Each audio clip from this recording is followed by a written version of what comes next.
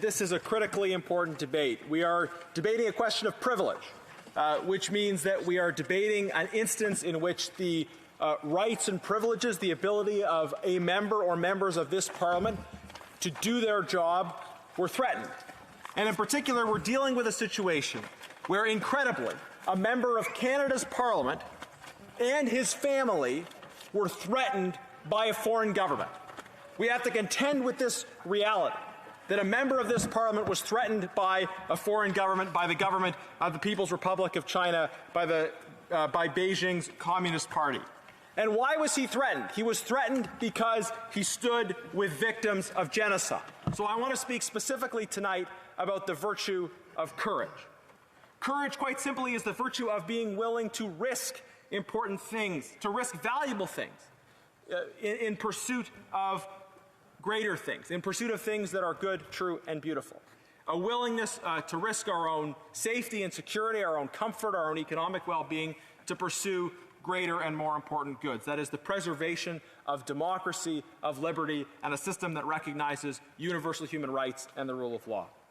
It requires courage and a willingness to sacrifice if we're going to prevail in the midst of this. And this story of what happened with the member for Wellington Halton Hills, the threats he faced and the stance he's taken is about courage. And it's about a contrast in courage, sadly, between the stand that he took and the positions that the government has taken. Because the member and working with other parties, especially with other opposition parties, put forward a motion to recognize the Uyghur genocide. This was telling a simple truth, that Uyghurs and other Turkic Muslims in China are victims of an ongoing genocide. And that motion passed because the member for Wellington Halton Hills and all members of the opposition, some members of the government, were prepared to stand up and say, yes, this is true, and Canada has obligations under the Genocide Convention to act and stand with victims of this genocide. The Cabinet did not show the necessary courage. They showed cowardice. They remained in their seats. They abstained on that all-important vote. If this government had courage, we would have had our government recognize the Uyghur genocide. We would have taken strong measures to combat foreign interference, including bringing in a foreign agents registry. We would have taken those measures years ago. But this government, in sort of this pretense of sophistication, they say, oh, we can't do that. We can't do that because we have to think about it carefully, and they might retaliate and so forth.